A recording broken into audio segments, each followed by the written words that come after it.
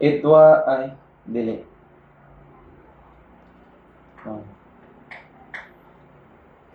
Kaning, while a plant's cell is being formed, a middle lamella made up of pectin is formed, and the cellulose cell wall develops between the middle lamella and the cell membrane. What it is called?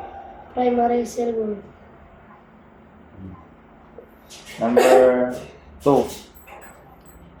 It is lignified. The second, I did it. It is stronger and waterproof, and once a secondary cell wall forms, a cell cannot grow anymore. Unsay tawag ana sa kuan if wala na dili makagrow ang kuan? Secondary cell wall. Sakto.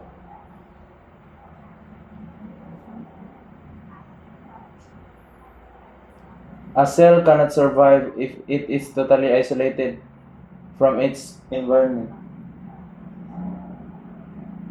Cell membrane. Number 4 is a large membrane-bound sac that fills up much of most plant cells. Vacuoles. Ano sa? Ano? Vacuoles. Vacuoles?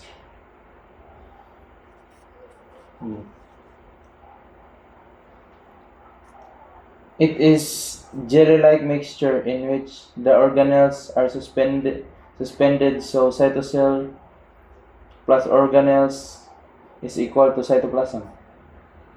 Cytoplasm.